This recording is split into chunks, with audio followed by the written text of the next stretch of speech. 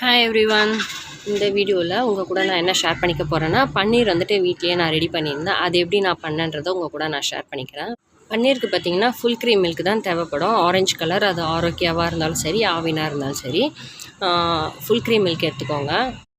அன்ஃபார்ச்சுனேட்டாக எனக்கு வந்து பார்த்திங்கன்னா ப்ளூ கலர் தான் அன்றைக்கி கிடச்சிது. ஸோ ப்ளூ கலர் நான் வந்துட்டு 3 பால் பாக்கெட் வந்துட்டு ஐ மீன் 1.5 லிட்டர் பால் வந்துட்டு நான் எடுத்திருக்கேன். பால் வந்துட்டு காஞ்சி வரதுக்குள்ளே நான் வந்துட்டு லெமன் வந்துட்டு ஸ்க்வீஸ் பண்ணி எடுத்துக்கிறேன். ஒரு 2 லெமன் வந்துட்டு நல்லா வந்துட்டு அதோடைய ஜூஸ் மட்டும் வித்தவுட் பல்ப்ஸு அண்டு சீடு எதுவுமே ஆட் ஆகாத மாதிரி ஜூஸ் மட்டும் நம்ம எடுத்துக்கணும். இப்போ பால் பார்த்திங்கன்னா நல்லா காஞ்சிருச்சு. கரண்டி விட்டு நல்லா கலக்கிட்டு ஒரு 2 மினிட்ஸ் கொதிக்க வைப்போம். இப்போது 2 மினிட்ஸ் கழிச்சு பார்த்திங்கன்னா இந்த லெமனை வந்துட்டு நான் அதோட ஆட் பண்ணிக்கிறேன். இன்ஸ்டெட் ஆஃப் லெமன் வந்துட்டு வினிகர் கூட ஆட் பண்ணுவாங்க. நான் இது வரைக்கும் வினிகர் ஊற்றி ட்ரை பண்ணினதில்லை. நான் எப்போவுமே லெமன் தான் சேர்த்துப்பேன். இப்போ நம்ம லெமன் சேர்க்கும் போதே பார்த்திங்கன்னா இது வந்துட்டு நல்லா திரண்டு வர ஆரம்பிச்சிடும். பால் உங்களுக்கு பார்க்கும்போதே தெரியும், நல்லா திரைய ஆரம்பிச்சிருச்சு. பால் திரைய ஆரம்பித்ததுக்கப்புறம் நான் ஒரு 2 மினிட்ஸ் மட்டும் லோ ஃப்ளேமில் கொதிக்க விட்டுட்டு ஆஃப் பண்ணிவிட்டேன்.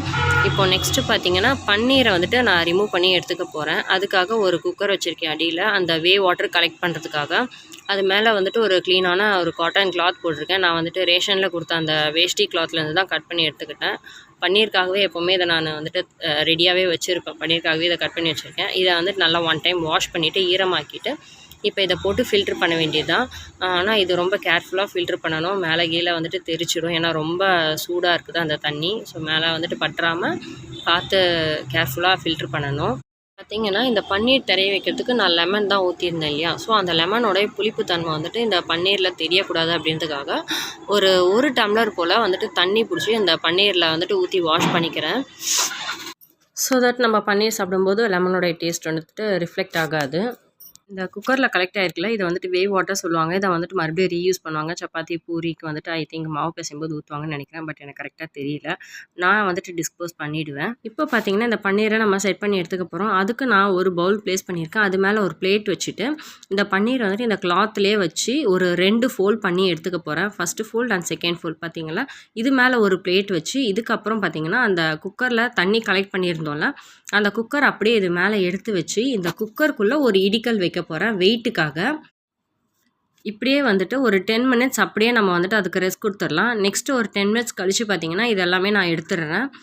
பன்னீர் பொறுத்த வரைக்கும் பார்த்திங்கன்னா இது செட் ஆகணும் அப்படின்ட்டு ரொம்ப நேரமும் விட்டுறக்கூடாது. அண்டு ஸ்க்வீஸ் பண்ணும்போது ரொம்ப போட்டு அதை வந்துட்டு டைட்டாக புழிஞ்சிடக்கூடாது.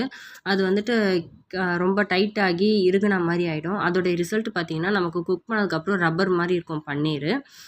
இப்போ பார்த்திங்கன்னா ரொம்ப சாஃப்டாக சூப்பராக வந்துட்டு எனக்கு பன்னீர் ரெடியாகி வந்திருக்கு. பன்னீர் பொறுத்த வரைக்கும் நம்ம ஜென்டிலாக ஹேண்டில் பண்ணாலே போதும். இப்போ இதை பார்த்திங்கன்னா கட் பண்ணி உங்களுக்கு நான் பீஸ் போட்டிருக்கேன் பாருங்கள். அதோடைய கார்னர்லாம் வந்துட்டு எக்ஸாக்டாக நமக்கு ஸ்கொயர் ஷேப்பில் கிடைக்காது. ஆனால் கார்னருமே வந்துட்டு அழகாக செட் ஆகி வந்துடும். இது வந்துட்டு பார்த்திங்கன்னா நான் பன்னீர் பட்டர் மசாலா பண்ணுறோன்றதுக்காக பன்னீர் வந்துட்டு ரெடி பண்ணி எடுத்து வச்சுருக்கேன். நான் ரெடி பண்ணி வச்சுருக்க பன்னீர் உங்களுக்கு பிடிச்சிருந்ததுன்னா கண்டிப்பாக நீங்களும் ஒரு வாட்டி இதே மாதிரி ட்ரை பண்ணி பாருங்கள். Thank you.